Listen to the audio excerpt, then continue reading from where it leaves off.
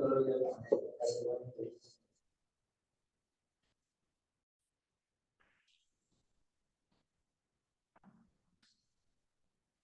will continue with quadratic equations. दोबारा से what I want you to do is on a fresh page, please write down the quadratic formula, which is x is equals to minus b plus minus square root b square minus 4ac upon 2a.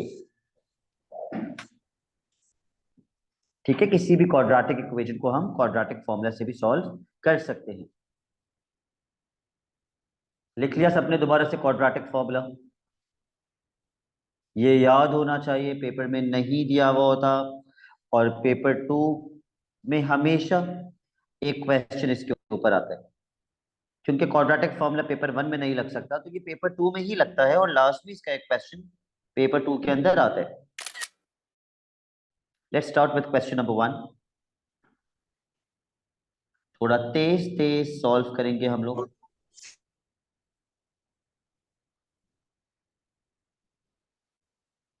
पढ़ लीजिए question.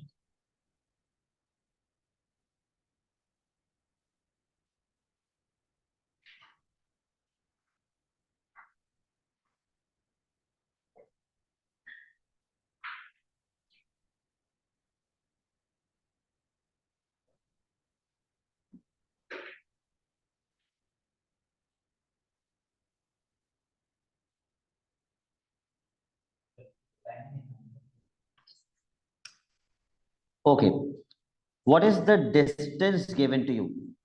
20 kilometres, और speed कितनी दी हुई है? x kilometres per hour. तो मैं यहाँ लिख लेता हूँ, डिस्टेंस है 20 किलोमीटर्स, स्पीड है x kilometres per hour. Part A, write down an expression in terms of x for the number of hours. Number of hours का मतलब क्या होता है? टाइम निकालना है। तो हमें, अगर हमें टाइम का फॉर्मूला नहीं पता, तो हमें कम से कम स्पीड का फॉर्मूला तो पता होगा। Speed is equals to distance upon time. Yes, अगर आप क्रॉस मल्टीप्लाई कर दें तो आपको टाइम का फॉर्मूला मिल जाएगा। Time is equal to distance upon speed. Distance कितना है और स्पीड कितनी है? डिस्टेंस 20 है और स्पीड x है, तो हमारा आंसर हो गया 20 अपॉन x। इसका यूनिट क्या होना चाहिए? ये टाइम निकाला है मिकाइल हमने, खुदा ना खास्ता स्पीड नहीं है जो किलोमीटर पर आवर में हो, आवर्स। ऑल दो यूनिट के मार्क्स नहीं होते, लेकिन इसका यूनिट आवर्स होगा। अगर आपने क्वेश्चन पढ़ा है ठीक से, तो नाफिक ये कौन सा टाइम हमने निकाला है? जब वो माउंटेन को क्लाइंब कर रहा था, ऊपर की तरफ जा रहा था, when he was going up the mountain. तो ऊपर जाते वक्त उसने कितना टाइम लिया? 20 अपॉन x आवर्स। ओके, अब पार्ट बी पढ़ लीजिए, शायद वो नीचे आ रहा है।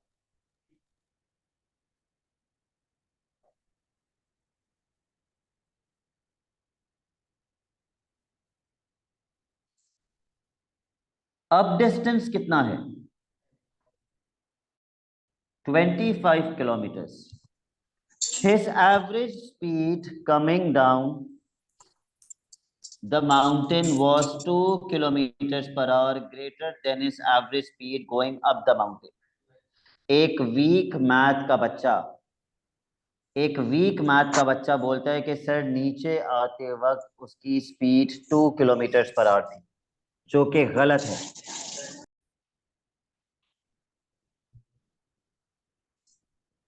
ओके, मैं फिर रिपीट कर दूं, अगर नीचे आते वक्त उसकी speed 2 kilometre per hour greater then his average speed going up the mountain, यानी कि 2 किलोमीटर पर आवर ऊपर जाते वक्त की स्पीड से ज्यादा थी।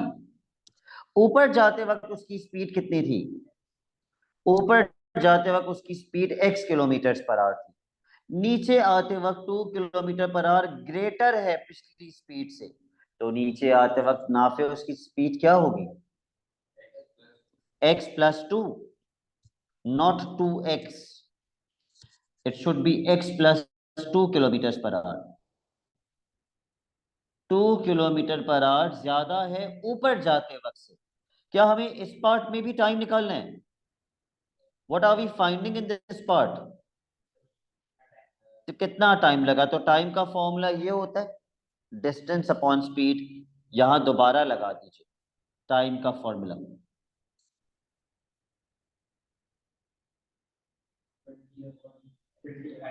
Distance is 25 and the speed is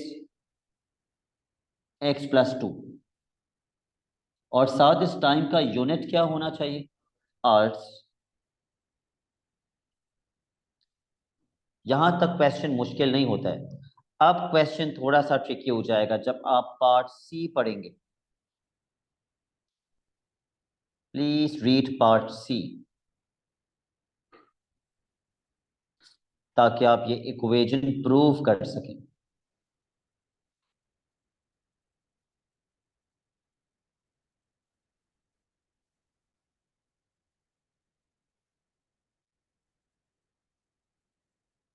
It took John 1.5 hours, यानी कि 1.5 hours, less to come down than to go up.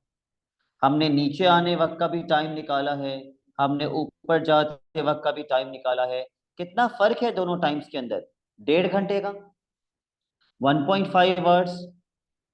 कौन सा टाइम कम है? मल्टीप्लाई। कौन सा टाइम कम है, नीचे आते वक्त का या ऊपर जाते वक्त का? 1.5 घंटा कम लगा नीचे आते वक्त। तो इसका एक बहुत ही आसान रूल होता है, जो छोटी वैल्यू होती है उसमें प्लस करते हैं ताकि वो बड़ी वैल्यू के बराबर हो जाए। मैं दोनों टाइम्स को इक्वेट करूंगा और फिर मैं देखूंगा कि क्वेश्चन ने मुझे कौन सा टाइम छोटा बताया है, नीचे आते वक्त का टाइम छोटा बताया है या ऊपर जाते वक्त का। माइस कौन सा टाइम छोटा है? नीचे आते वक्त का। कितना कम है नीचे आते वक्त का टाइम? 1.5 आवर्स कम है। तो नीचे आते वक्त का जो टाइम है उसके अंदर जो कि छोटा टाइम है, बेचारी वैल्यू है, उसमें कितना प्लस कर देंगे? 1.5। तो वो किसके बराबर हो जाएगा? ऊपर जाते वक्त वाले टाइम के बराबर हो जाएगा। सो आई एम राइटिंग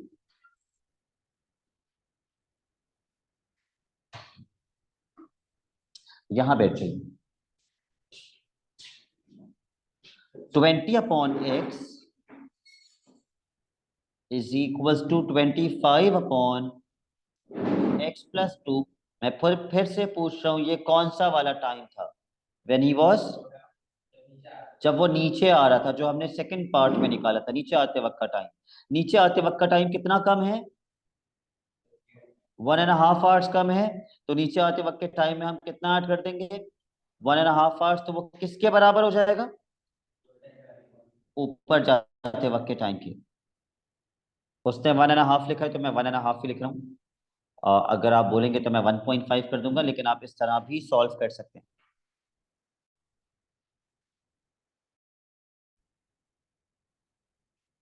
सबसे पहले आप 1.5 को फ्रैक्शन में कन्वर्ट कर दें। 1.5 का फ्रैक्शन क्या बनेगा? यस। किस तरह फ्रैक्शन बनाते हैं? पहले मल्टीप्लाई करते हैं फिर प्लस करते हैं। So it is going to be 3/2। अब इस इक्वेशन को मैं किस तरह सिंप्लीफाई करूं कि ये प्रूफ हो जाए? प्रूफ तो ये करना है, this is what you have to prove. तो मेरा अगला स्टेप क्या होना चाहिए? LCM. Your next step should be LCM. x+2 और 2 का एलसीएम क्या होता है? 2 ब्रैकेट x+2। इसको 2 से मल्टीप्लाई करेंगे, इसको x+2 से मल्टीप्लाई करेंगे।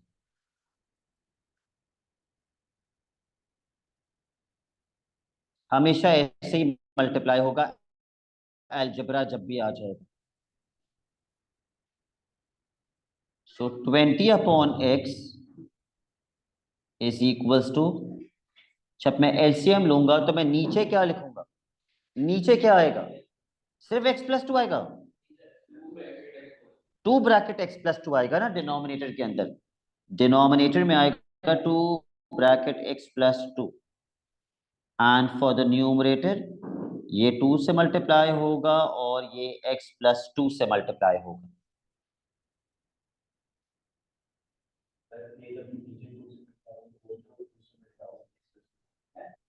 x प्लस टू को किससे मल्टीप्लाई किया है ये बनाने के लिए, टू से मल्टीप्लाई किया है, तो ऊपर भी टू से मल्टीप्लाई करेंगे। टू को ये बनाने के लिए किससे मल्टीप्लाई किया है, x प्लस टू से, तो ऊपर भी x प्लस टू से मल्टीप्लाई करेंगे। इसको जल्दी से सिंप्लीफाई कर लीजिए।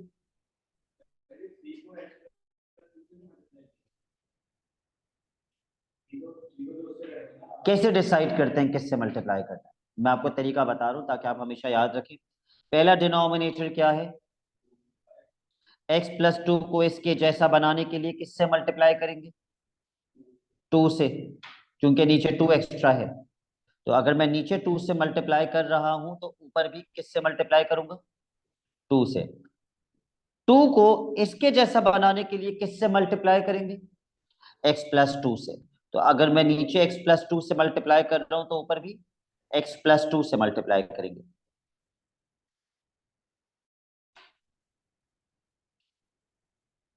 कितना बन जाएगा ये, 50 प्लस 3x प्लस 6, और शायान डिनोमिनेटर क्या बन जाएगा, 2x प्लस 4।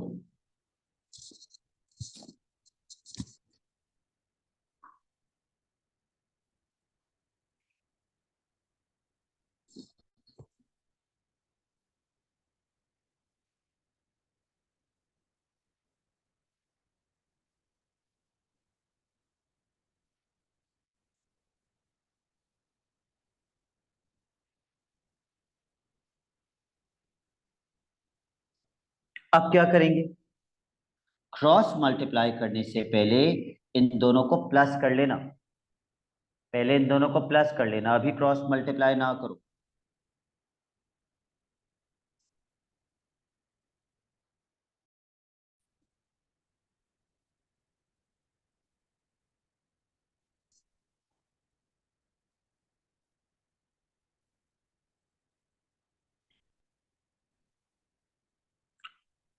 अब आप क्रॉस मल्टीप्लाई कर लें, it is now that you can cross multiply.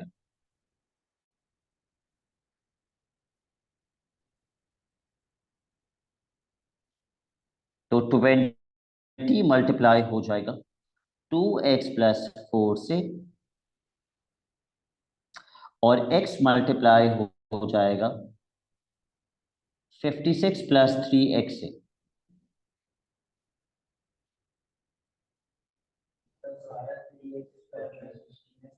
Check कर लेते हैं, 22 × 40x +80, और जब हम ब्रैकेट को मल्टीप्लाई करेंगे x से तो ये बन जाएगा 56x + 3x²। हमें सारी टर्म्स कौन सी साइड पे लानी चाहिए, left hand side, sorry right hand side पे। तो ये हो जाएगा 3x² +56x -40x -80 = 0।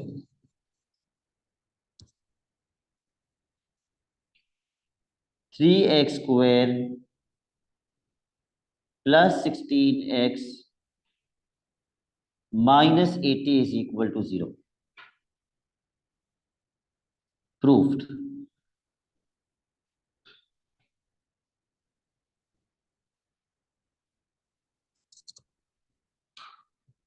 ये कौन सा पार्ट कर रहे थे हम लोग, पार्ट पार्ट सी कर रहे थे।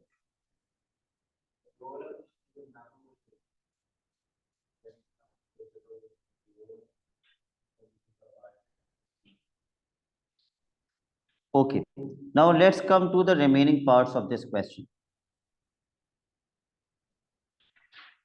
मैं बाकी का क्वेश्चन अगले पेज पे पेस्ट कर रहा हूं।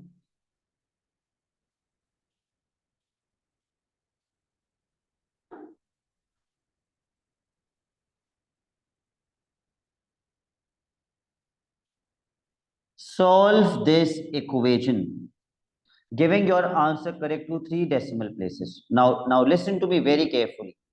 अगर पेपर में ये क्वेश्चन आता है और आपसे ये पार्ट नहीं हो पाता, कोई मसला नहीं है। आपसे ये पार्ट नहीं हो पाता, कोई मसला नहीं है। आपसे ये पार्ट भी नहीं हो पाता, कोई मसला नहीं है। लेकिन ये वाला पार्ट हर बच्चे से होना चाहिए, क्योंकि इसके अंदर क्या अप्लाई करना है? Quadratic formula. ये पार्ट हर बच्चे से होना चाहिए। So apply quadratic formula to solve this equation. When did I ask the answer?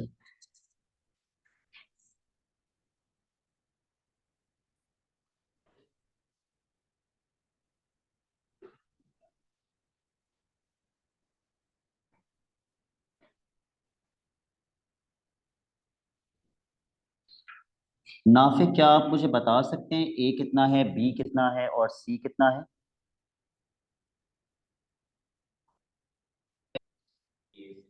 A3 है, B16 है, C80 आपने गलत बता दिया क्योंकि आप साइंस के दुश्मन हैं। सी कितना है? -80। अगर आप साइन इग्नोर कर देंगे पूरा क्वेश्चन गलत हो जाएगा। सी इज -80।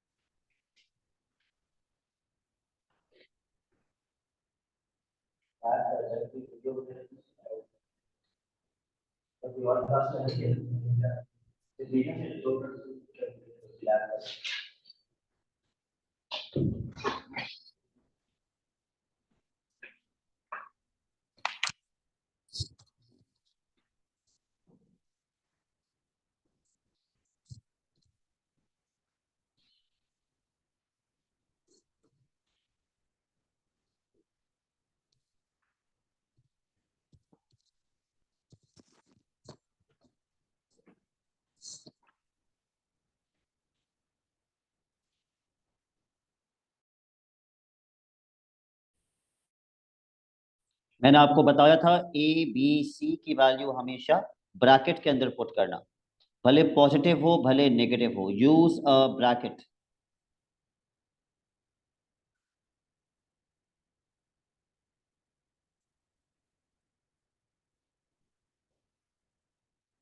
अगला स्टेप, मैंने आपसे कहा था कि सिर्फ स्क्वायर रूट की वैल्यू आप लिखेंगे कैलकुलेटर से।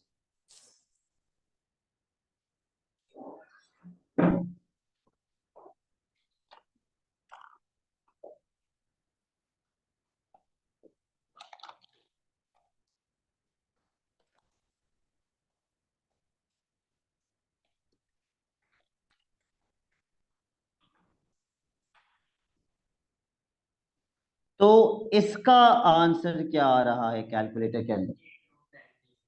8 स्क्वायर रूट 90।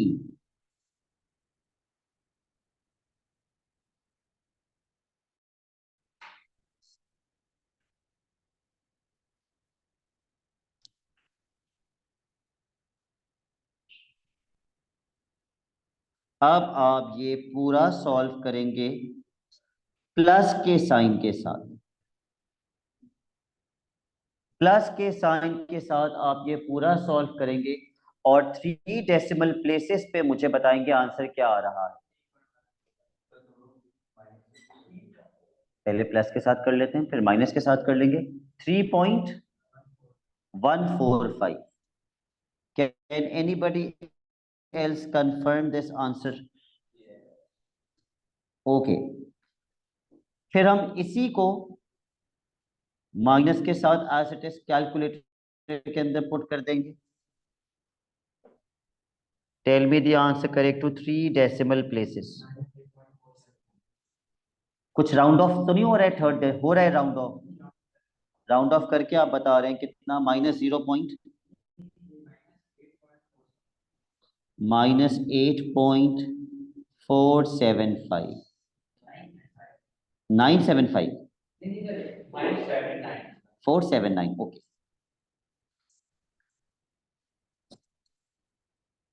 -8.479, ओके। बच्चे कहते हैं सर नेगेटिव वैल्यू नहीं लिखें। इस वक्त तो दोनों लिखेंगे क्योंकि वो सिर्फ सॉल्व करने के लिए कह रहे हैं। इस वक्त हम दोनों वैल्यूज लिखेंगे, लेकिन हाँ, क्वाड्रेटिक इक्वेशंस के ये जो बड़े बड़े वर्ड प्रॉब्लम्स आते हैं, उसका आखिरी पार्ट ज्यादातर आपको शुरू के पार्ट्स पे लेके जाते हैं। आखिरी पार्ट आपसे कौन सा टाइम मांग रहा है? Total time to go up and to come down. क्या आपको याद है सबसे पहले पार्ट में आपने कौन सा टाइम निकाला था? ऊपर जाने वाला टाइम।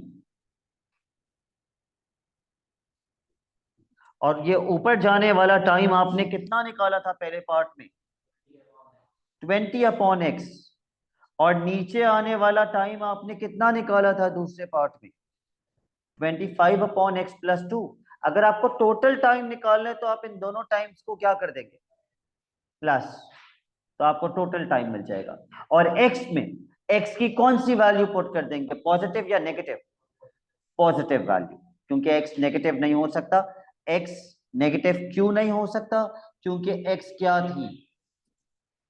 x स्पीड थी, and speed can not be negative. Total time निकालना है, इन दोनों टाइम्स को ऐड कर दीजिए और x के अंदर x की पॉजिटिव वैल्यू पुट कर दीजिए। Total time is equals to 20/x plus 25/x+2। और x की पॉजिटिव वैल्यू क्या है? 3.145।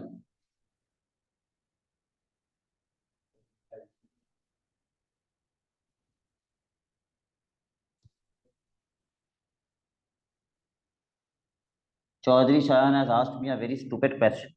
He is saying कि सर आप इसका एलसीएम लेंगे? नहीं बेटा, इस पूरे को कैलकुलेटर में डाल देंगे, पेपर 2 है, कैलकुलेटर अलाउड है। इसको कैलकुलेटर में डालिए और मुझे बताइए कि आंसर क्या आ रहा है। डेसिमल में आंसर क्या आ रहा है? 1.218, 11.218। ओके, इसका यूनिट क्या होगा? आवर्स। लेकिन हम एक बार फिर क्वेश्चन पढ़ते हैं। क्वेश्चन क्या था? Correct to the nearest minute. तो इन आवर्स को मिनट में करने के लिए किससे मल्टीप्लाई कर देंगे? 60 से। लेकिन एक मसला है, इस आंसर के दो ऑप्शंस हैं। चलो पहले तो आप मल्टीप्लाई बाय 60 कर दें और मुझे बताएं कितने मिनट्स बने। शायान कह रहे 73.1 मिनट्स बने, लेकिन एग्जामिनर वो गलत कर देगा। क्यों? वो भी सही है, वो उसी पे आ रहा था मैं अगला मेथड, लेकिन 73.1 गलत क्यों है? उसने बोला correct to the nearest minute, तो आप 0.1 नहीं लिख सकते, आप क्या लिखेंगे? 673 मिनट्स। एक तरीका ये है लिखने का, और दूसरा तरीका आंसर निकालने का क्या है जो बेहतर है? Correct to the nearest minute का मतलब है, अगर आप ये टाइम देखें तो पूरे घंटे कितने हैं? 11 घंटे तो पूरे पूरे हैं। उसके बाद जो 0.218 आवर्स बचे उसको मिनट में कर दो। कहने का मकसद ये है कि 11 आवर्स तो पूरे पूरे हैं, 11 आवर्स। बाकी जो 0.218 बचा, उस 0.218 को मल्टीप्लाई बाय 60 कर दीजिए। कितना? 30.08। तो correct to the nearest minute क्या बनेगा? 30 minutes. 11 hours 30 minutes, this is better। 13, sorry. 11 hours 13 minutes।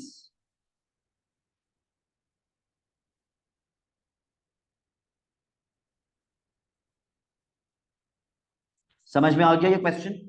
Okay, इसी के जैसा एक और क्वेश्चन करते हैं। Question number 2।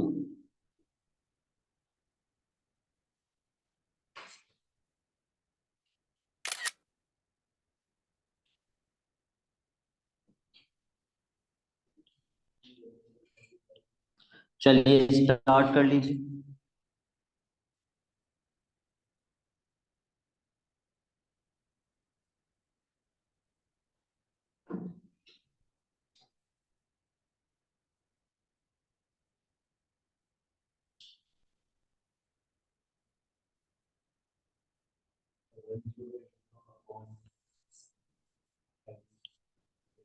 आपको डिस्टेंस कितना दिया हुआ है मसेरू टू नाटा का? 1080 किलोमीटर। और आउटवर्ड फ्लाइट पे उसकी स्पीड कितनी थी? x kilometre per our. मतलब ये वैसा ही है, डिस्टेंस भी दिया हुआ है और स्पीड भी दी हुई है। वो हमसे मांग क्या रहा है? Time taken. कनीस फातिमा, हमने पिछले क्वेश्चन से सीख लिया था कि टाइम का फॉर्मूला क्या होता है? Distance upon speed. Distance upon speed. And for this question, what is the distance and what is the speed? The distance is 1080 and speed is x kilometer per hour. Yes. तो time हो जाएगा 1080 upon x। सही है। अब अगला part का answer पहले आप खुद लिखेंगे, फिर मैं यहाँ पे कर दूंगा, लेकिन प्लीज अनाउंस मत करना आंसर।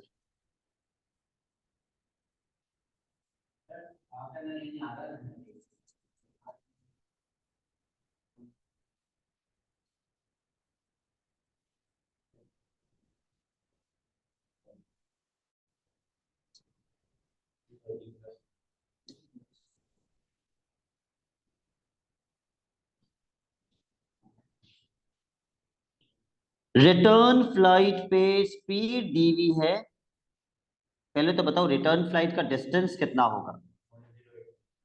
जितना जाते वक्त का डिस्टेंस होगा, जाहिर सी बात है उतना ही वापसी का भी डिस्टेंस होगा। So the distance is 1080।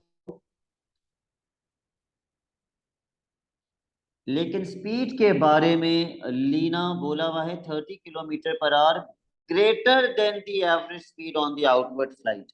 तो कितनी स्पीड होनी चाहिए Leena? X plus 30. Very good. 30 kilometre per hour ज्यादा पिछली स्पीड से। अब वो पिछली स्पीड x थी, so it has to be 30 + x या x + 30, whatever you want to write. ये जो दोनों पार्ट के टाइम हमने निकाले हैं, इन दोनों टाइम्स का यूनिट क्या होना चाहिए? आवर्स।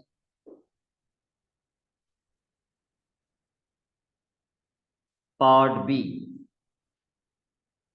पढ़ लीजिए and then Nafey will tell me इसको कैसे करेंगे।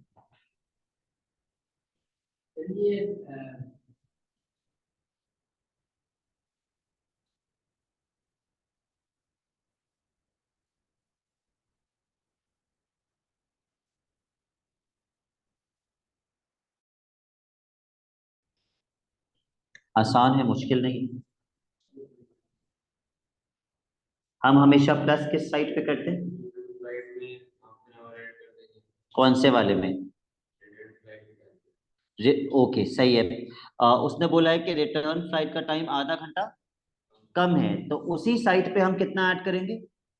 हाफ ऐड कर देंगे। रिटर्न फ्लाइट का टाइम कौन सा था इन दोनों टाइम्स के अंदर? What is the time of the return flight? पहला वाला, दूसरा वाला? दूसरा वाला जो सेकंड पार्ट में हमने निकाला था, वो रिटर्न फ्लाइट का टाइम था 1080 अपॉन x + 30। इसके अंदर कितना प्लस करेंगे? हाफ एन आवर ऐड कर देंगे, तो ये किसके बराबर हो जाएगा?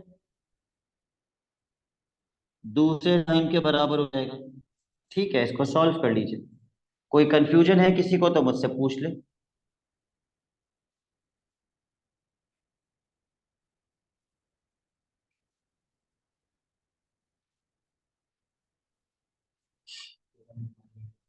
पहले एलसीएम लेंगे, बिल्कुल सबसे पहले एलसीएम लेंगे, और एलसीएम आएगा 2 ब्रैकेट x+30। x+30 को इसके जैसा बनाने के लिए 2 से मल्टीप्लाई करेंगे, तो ऊपर भी 2 से मल्टीप्लाई करेंगे, और 2 को इसके जैसा बनाने के लिए x+30 से मल्टीप्लाई करेंगे, तो ऊपर भी x+30 से मल्टीप्लाई करेंगे।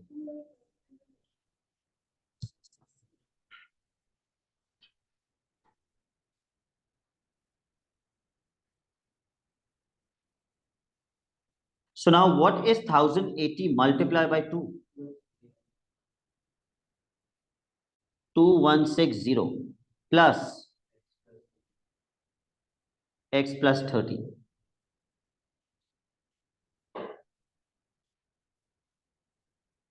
अभी क्रॉस मल्टीप्लाई ना करना, पहले इसको इसके साथ प्लस कर देना, क्योंकि ये प्लस हो सकता है, तो ये प्लस होके कितना बन जाएगा, 2190। और मिकाइल डिनोमिनेटर कितना बन जाएगा,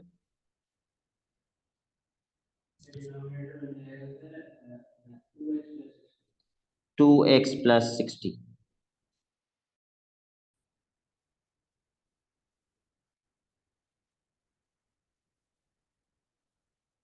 cross multiply,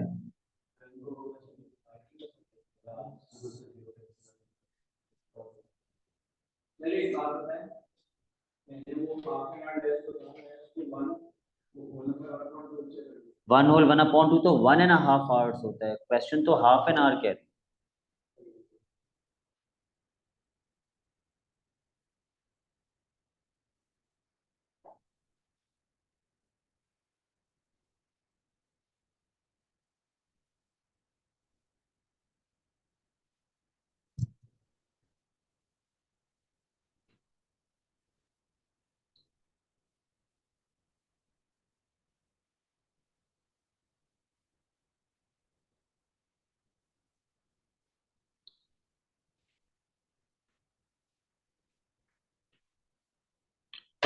please use calculator and tell me कि ये 1080 मल्टीप्लाई बाय 60 कितना बन रहा है, 64,800। सारी टर्म्स किस साइड पे ले आएंगे, लेफ्ट, क्योंकि लेफ्ट पर मेरा एक्स स्क्वायर पॉजिटिव आ रहा है, तो आप राइट पे ले जाए।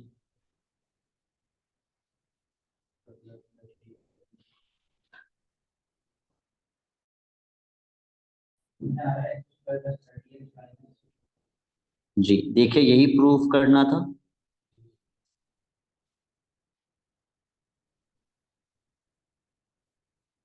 x² + 30x -64800 equals to 0 proved. अब आगे के जो 2-3 पार्ट्स हैं वो आप खुद करेंगे, उसको आप होमवर्क मार्क कर लीजिए। इसके आगे कितने पार्ट्स और हैं, C and part D. Mark this as homework, अगर नहीं हो पाएगा तो हम अगली क्लास में डेफिनेटली डिस्कस कर लेंगे। ये क्वेश्चन नंबर 2 का पार्ट सी एंड डी मैंने आपसे कहा खुद से। मिडिल टर्म ब्रेकिंग से हो सकता है तो आप कर लें, बिल्कुल मिडिल टर्म ब्रेकिंग से, लेकिन बहुत मुश्किल मिडिल टर्म ब्रेकिंग हो जाएगी। हाँ ठीक, 24 और 3, 20 पे पास सुनो, 24, अगर आप 2 जीरो से इग्नोर कर दें तो 648 बन गया, और फिर वो दो नंबर्स कौन से आप कह रही है, 24 और 27, ये कौन सोचेगा पेपर में रिधा,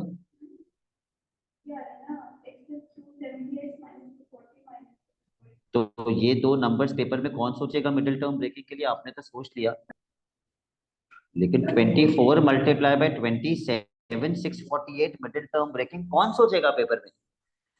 खैर, तो आप लोग अगर कर सकते हैं middle term breaking, nothing like it, लेकिन क्वाड्रेटिक फॉर्मूला आप लगाते हैं तो ज्यादा बेहतर है, जिसका नाफे ए कितना होगा, बी कितना होगा और सी कितना होगा, 1 होगा ए, B equals to 30 minus 64,800 C होगा, क्वाड्रेटिक फॉर्मूला लग जाएगा। ठीक है, अच्छा जी, क्वेश्चन नंबर 3 पे आ जाइए। आज की क्लास का सबसे important question, question number 3।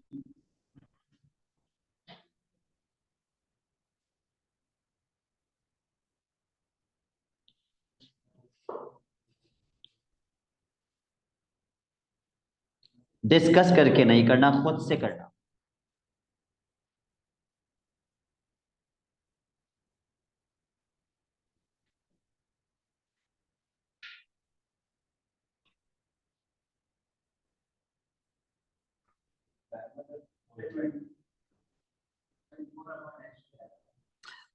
You need to give me a proper reason, इसलिए नहीं क्योंकि हर क्वेश्चन में हम ऐसे ही कर रहे थे।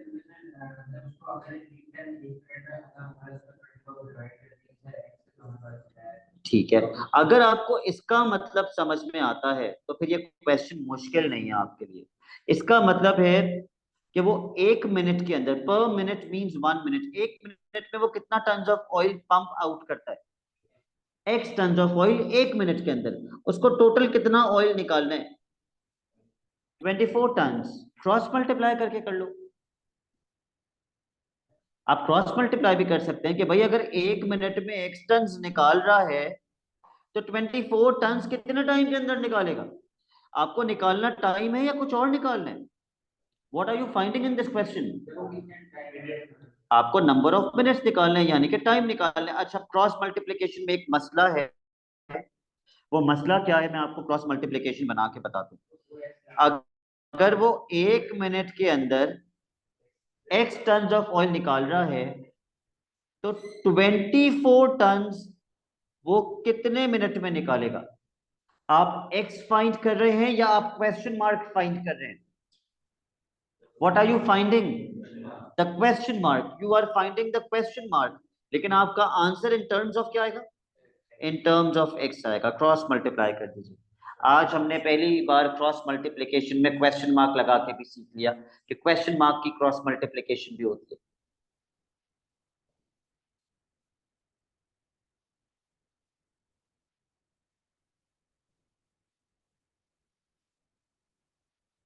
Twenty four multiply by 1 is 24 is equals to x multiply by question mark. तो क्वेश्चन मार्क की वैल्यू कैसे मिलेगी? एक्स वहां जाके डिवाइड हो जाएगा तो आपको क्वेश्चन मार्क मिल जाएगा। ये क्वेश्चन मार्क आपको क्या बता रहे हैं? ये क्वेश्चन मार्क किसकी वैल्यू थी? Yes, number of minutes. तो मैं क्वेश्चन मार्क लगाने के बजाय और क्या लगा सकता था यहाँ पे? टी लगा देते। Yes, you could have written T, क्योंकि आप टाइम निकाल रहे थे तो हर जगह टी आ जाएगा।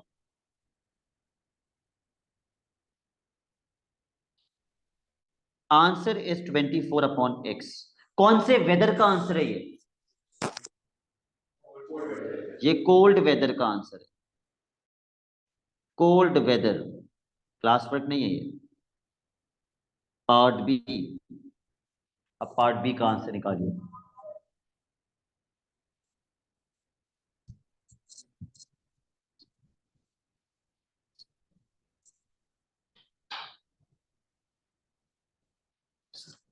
Azhar will tell me part B कैसे करें।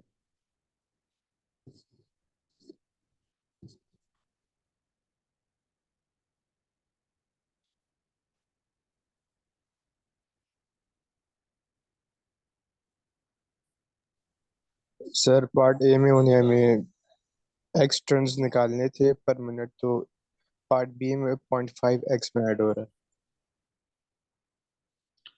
ओके अजहर, इसका मतलब क्या होता है? X plus 0.5 ton of oil per minute.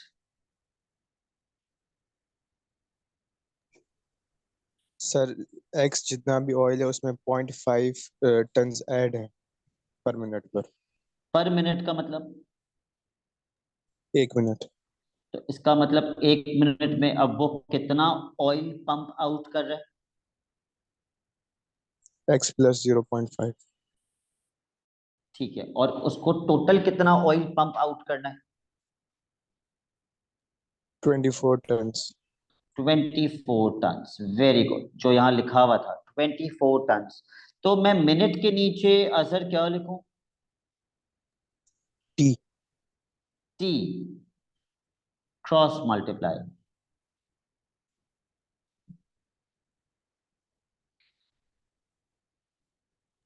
24 over और एक्स यहां प्लस से आपने, very good, 24/x + 0.5।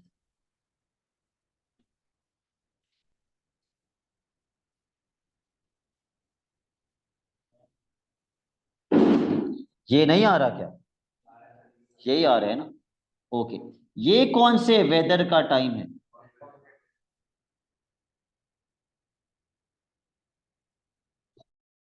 Hot weather. हाँ, लेकिन हॉट वेदर का ही टाइम है। चलिए भाई, अगला पार्ट पढ़ के मुझे बताइए, मुझे नहीं बताइए प्लीज, खुद से लिख लीजिए कि ये 2 मिनट्स का इजाफा कहाँ होना चाहिए। Don't tell me.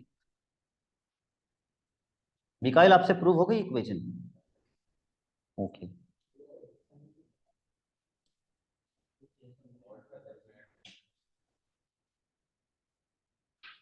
किसमें?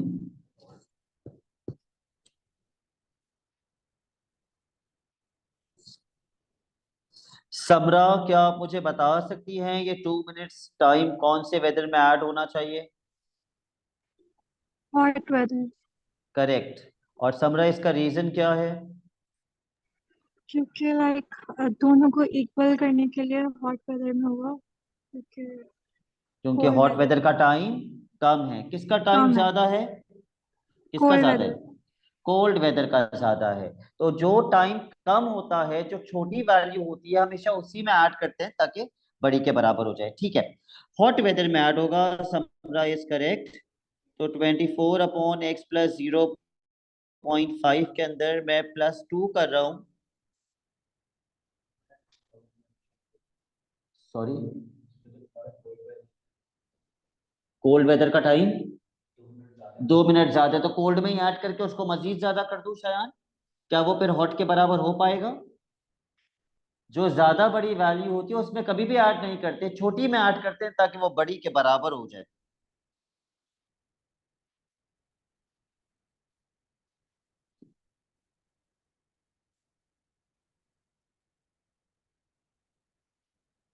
मिकाइल, इनमें प्रूफ करने के लिए कुछ कॉमन वगैरह तो नहीं देना पड़ा आपको, खुदा ना खास्ता? डायरेक्ट प्रूफ हो गया? ओके।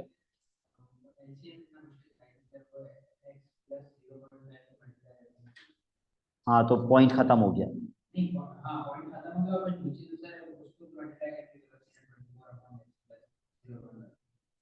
सही है। एलसीएम ले लेंगे। एलसीएम आएगा x + 0.5।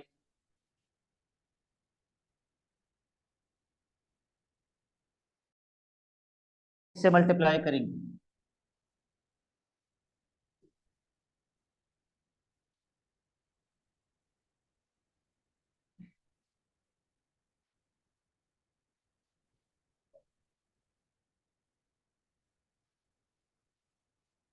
Hera, can you tell me? 24 को मल्टीप्लाई करेंगे 1 से, जी। और 2 को x + 0.5। ठीक है, आप इस क्वेश्चन के भी रिमेनिंग पार्ट्स होमवर्क मार्क कर लीजिए। ये क्वेश्चन नंबर 3 था।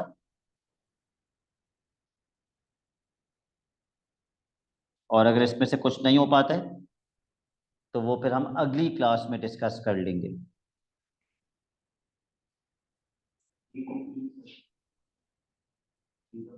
जी, सी डी ई। सी वाला हमने थोड़ा सा ही किया है, पूरा तो कंप्लीट नहीं किया, तो इसलिए सी डी ई मैं कह रहा हूँ आज होमवर्क कर लीजिए।